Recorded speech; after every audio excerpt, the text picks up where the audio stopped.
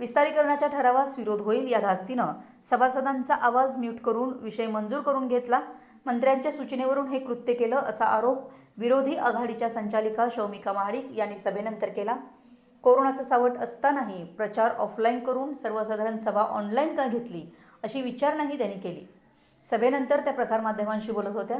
त्या म्हणाल्या, नवीन प्रकल्पांसाठी जागा खरेदीसाठी जी 130 कोटीची रक्कम संघाकडून अदा करण्यात येणार होती ती रक्कमसुद्धा कर्ज स्वरूपात देण्याची तयारी NDDBने दाखवली आहे.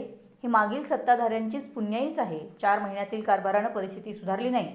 आमच्या पत्रकार परिषदेनंतर शेकडो कोटी रुपये एकत्रित खर्च करण्याचा निर्णय बदलून टप्प्याटप्प्यानं खर्चाचा प्रस्ताव मांडला. हा आमच्या लढ्याचा विजय आहे. पण तरीही एवढ्यावर न थांबता या सर्व खरेदी प्रकरणात जिथे गोंधळ वाटेल तिथे आम्ही नक्की प्रश्न उपस्थित करू असा इशारा महाडिक यांनी दिला. भाकरी परतवणाऱ्या कर्तृत्ववान माणसाचा संपूर्ण जीवन प्रवास समजण्यासाठी एखादी डॉक्युमेंटरी असली पाहिजे. यासाठी मी नक्की वेळ काढून पुढाकार घेईन असे विश्वास पाटील असे सांगत संचालकांच्या पत्रांना उत्तरे दिली जात नाहीत तिथे सभासदांचे काय असा प्रश्नही त्यांनी उपस्थित केला. मराठी एस न्यूजसाठी कोल्हापूरहून संदीप आळसूळ.